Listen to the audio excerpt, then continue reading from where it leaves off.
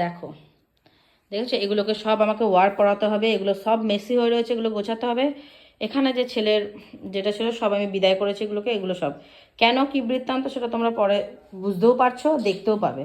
কিন্তু এই যে এই খাটনিগুলো তুমি দেখবে, দেখো এখানে বইয়ের টেবিল, এখানে এই ঘরটার অবস্থা দেখো, ঠিক আছে, এটা যা হোক না হোক বেশিক্ষণ টাইম লাগবে না। এখানের অবস্থা দেখো, এগুলোকে না সব আমাকে এখন করতে হবে। তো শুধু বরের পিছনে আমি ঘুরে বেড়াই না, অনেক কাজ থাকে সংসারে।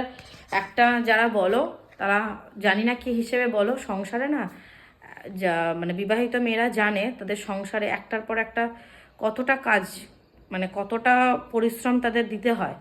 আর 24 ঘন্টা কেন, আমাদের যদি 48 ঘন্টাও দেওয়া হতো না তাহলেও বোধহয় আমাদের কাজ শেষ হতো না। বুঝতে পেরেছো?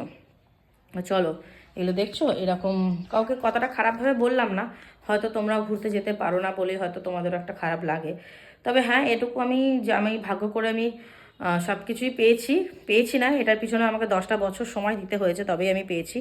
এমনি এমনি রায়বাবু আমাকে মুখ দেখে দেয়নি, আর কেউ আমাকে আমার এই জায়গাটা তৈরি করতে কেউ সাহায্য করেনি। আমি নিজের জায়গা আমি নিজে তৈরি করেছি।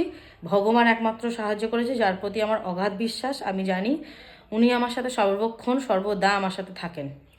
কেউ থাকুক না থাকুক উনি আছে, মানে আমি আমার টাইম মতো আমি ওনার ঠিক সান্নিধ্য আমি পাই।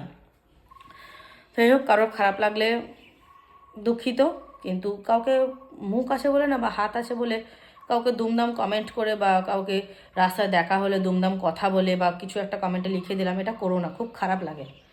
জানি কষ্টটা তোমাদেরও হয়, কিন্তু সবার কপালে তো সব কিছু হয় না, না। আমাকে আজকে হয়তো এই একটা বছর বা কয়েকটা মাস তোমরা দেখছো, আমিও 10টা বছর না অনেক কিছু করেছি, সেটা রায়বাবু খুব ভালো মতো জানে। এটা আমার অহংকার নয়, আমি করেছি বলেই আজকে রায়বাবু আমার পিছনে পিছনে কি সামনে আমি তা বলতে পারবো না, বলতে চাইও না।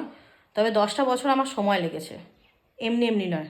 আর 10টা বছর একটা মেয়ের কাছে জীবনের অনেকটা অনেকটা কাজে। চলো, আর বেশি কথা বলবো না, হয়তো খারাপ লাগবে আমি জানি সবারই, কারণ সত্য কথা সর্বদা তিতই লাগে। তো চলো, আমি কাজগুলো গুছিয়ে নিই, দেন তারপর তোমাদের সাথে দেখাবো আবার কি হচ্ছে না হচ্ছে।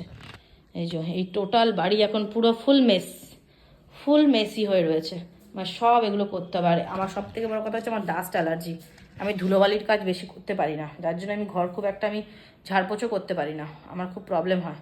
এই এখন ঝাড়টা করবো, জানি না কতক্ষণে ঠিক হব বা কতক্ষণে কি হব আমি জানি না, বা সর্দি কাশি লাগবে কি না, ঠাকুরকে ডাকছি যেন, যাই হোক, এই অ্যালার্জিটা আবার যেন না হয়, তাহলে খুব প্রবলেমে পড়ে যাব।